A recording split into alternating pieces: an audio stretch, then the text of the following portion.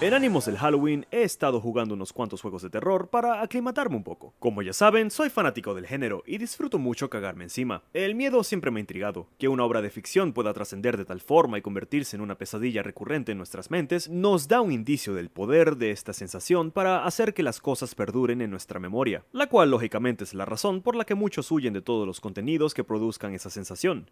Miedo. Como género en la ficción, su clasificación es curiosa, pues no denominamos las obras como libros de miedo o películas de miedo, buena bici, o juegos de miedo. Solemos definir todo eso con la palabra horror. Y es interesante, ya que pareciera que miedo, horror y terror son todos sinónimos de esa sensación primordial que activa nuestro cerebro gracias a nuestro instinto de supervivencia, y en teoría debería dar igual como denominamos estas piezas de contenido. Pero no, estoy equivocado. Desde la popularización del horror como género literario de la cultura gótica a mediados de los años 1700, se ha venido discutiendo la diferencia entre dos términos, horror y terror. La escritora Anne Radcliffe fue una de las primeras en separar estos dos conceptos, los cuales para ella tenían una distancia considerable en términos de intensidad. Ella decía, y no estoy parafraseando porque lo dijo en inglés antiguo y esa mierda es jodida de entender, pero en esencia es que el terror es lo que precede un evento potencialmente horrible. La sensación generada por la anticipación de lo que está por pasar y de cómo esto se construye es lo que lleva al siguiente paso, que es el horror, la explosión de lo que se está elaborando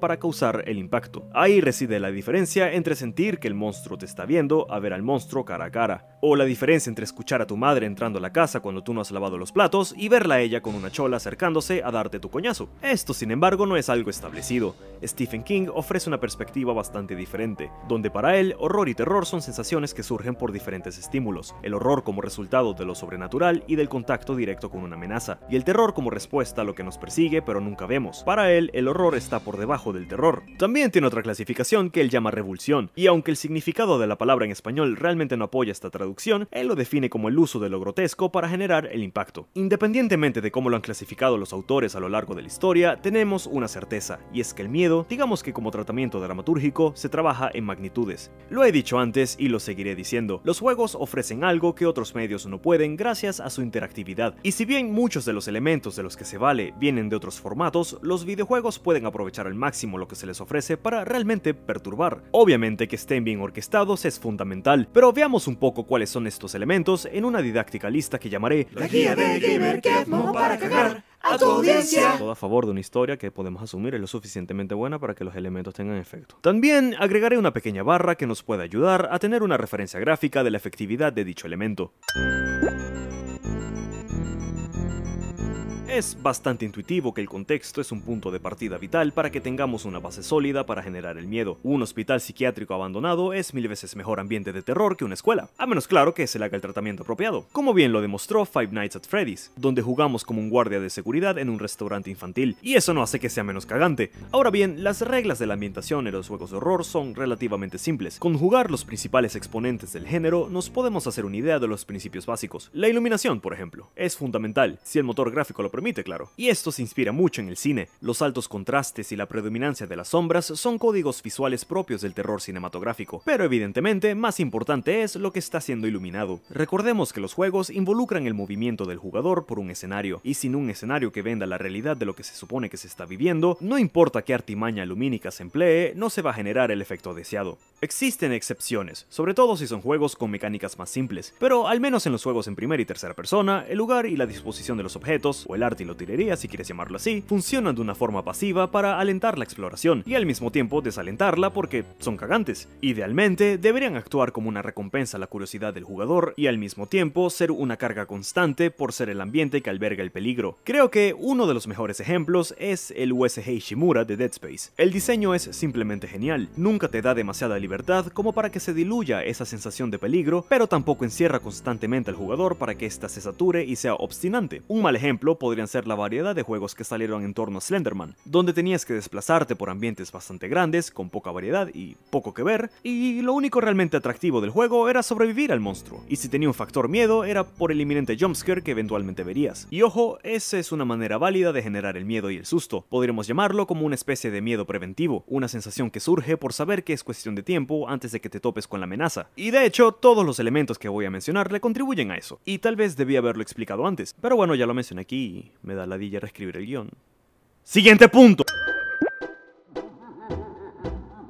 Gráficas y jugabilidad no necesariamente son conceptos que vayan ni deban ir de la mano, pero sí he notado que no son una contribución tan despreciable, sobre todo si hablamos de juegos de horror y el uso de la revulsión de la que habla Stephen King. Pensemos en Resident Evil 7, la ambientación es excelente, pero en este juego, al menos para mí, uno de los puntos fuertes es el diseño de los enemigos y esos momentos de shock que te hacen decir: verga. Lo grotesco es un tema complejo de elaborar, ya que corre el riesgo de agotar rápidamente, debido a que ese factor de shock va perdiendo efectividad a medida que se va usando, o en la mayoría de los juegos modernos, abusando. Hay juegos que lo normalizan desde un inicio, y lo vuelven algo recurrente, hasta el punto donde los desmembramientos, decapitaciones, mutilaciones, todo se vuelve normal y pierde ese shock inicial. Claro, muchos de estos juegos lo hacen intencionalmente, pero en particular con Resident Evil 7, encuentro que existe un manejo increíble en esta área. Se separa lo grotesco de los villanos, lo grotesco del enemigo común, lo grotesco del ambiente y lo grotesco de lo que le ocurre al jugador, y la manera en la que se intercalan, se hace uso en paralelo de 2 o 3 simultáneamente, o no se usa ninguna por momentos, le da una variedad increíble y una expectativa como jugador porque realmente no sabes con qué te puede sorprender el juego con tu siguiente movimiento. Aquí también hay mucho del diseño inteligente de un juego, saber distanciar los momentos, los conflictos, para que el jugador no se sienta bajo un bombardeo constante.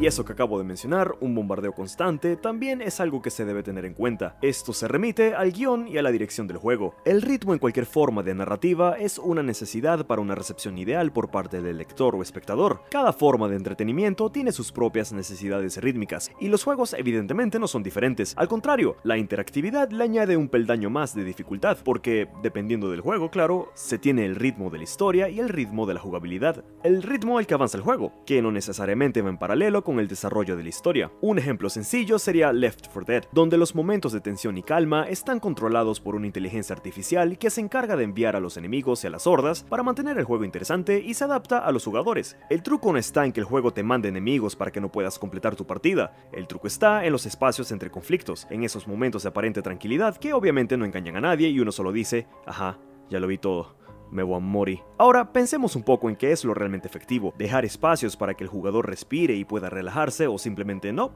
dejar que respire y que se estrese y le dé un infarto. La mayoría de los juegos de horror dejan que este aspecto esté en manos del jugador, donde puedes tomarte tiempo antes de seguir en la aventura, reabastecerte o quedarte en posición fetal, y en realidad no afectan en mayor medida la intención general del juego, que es cagarte. Por el otro lado, he visto que mantener un ritmo elevado constantemente es una ladilla. Precisamente por eso odio muchos de los juegos Slenderman que fueron tan populares. Tenían un uso pésimo del ritmo. Muchos alargan el momento dramático, hasta el cansancio. Pero con el paso del tiempo le han permitido al pobre Slenderman tener juegos con ritmos mejor manejados. Porque los desarrolladores han entendido que existe una necesidad como jugadores de tener tiempos de respiro. Que la atención sea tan constante es formulaico. Le quita el peso a todos los demás elementos porque no les estamos prestando atención y no terminan de hacer su trabajo, que es apoyar la construcción del miedo. Y solo quedamos a la expectativa del jumpscare para que se termine la sensación. Vean la diferencia con otros juegos como Dead Space o Silent Hill, donde podemos esperar por momentos antes de volver a la aventura, y por ende al miedo. Por mucho tiempo pensé que este era el deber ser, que el jugador controlara este aspecto, dado que si es controlado por el juego, el miedo se vuelve predecible. Pero hermano,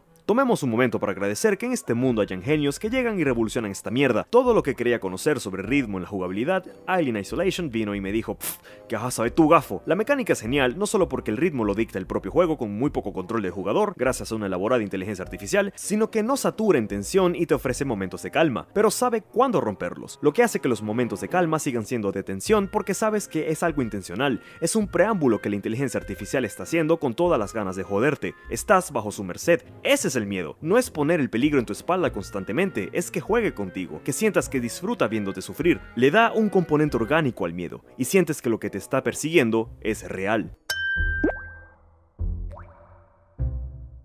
Bien, llegamos a lo que se suele asumir es en donde descansa el peso del miedo en un juego de terror. Tiene cierta verdad, y es el punto donde ha habido más experimentación en los últimos años. Partamos del punto lógico.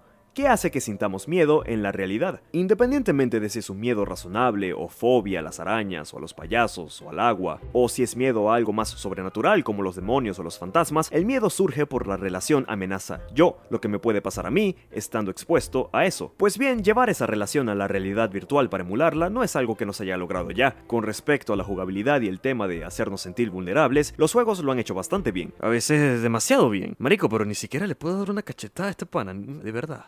Tan inútil soy. Y este es un punto que suelo tocar con frecuencia cada vez que hablo con alguien sobre juegos de terror. ¿Es tan necesario llevarnos al extremo de la debilidad para hacernos sentir miedo? Evidentemente no. Podemos contar hasta el cansancio todos los juegos del género donde podemos defendernos del peligro, y juegos que por su naturaleza no involucran combate violento ni confrontaciones, y no dejan de dar miedo. Entonces, ¿cuál es el truco? Pues para mí el truco está en todo lo demás, en cómo el juego integra cada elemento para el disfrute del jugador. Si el juego es de aventura, de disparos, de estrategia, o en primera persona, o en tercera, o si es un plataformero, piénsenlo. ¿Ha sido la jugabilidad en sí lo que nos ha asustado, o ha sido la concatenación de todos los elementos? No quiero inferir tampoco que la jugabilidad no hace nada en lo absoluto. Pienso que el estilo del juego tiene un papel importante en nuestra percepción general. Si es en primera o tercera persona, tal vez nos puede involucrar de una manera diferente con el terror en comparación con un plataformero, pero de raíz todo depende de la eficiencia con la que todo lo demás esté diseñado. Pues participar en un juego con malas ambientaciones, mal uso de las gráficas y pésimos ritmos, obviamente no te va a asustar, es una mierda. Y claro, me dirás, pero Kevin,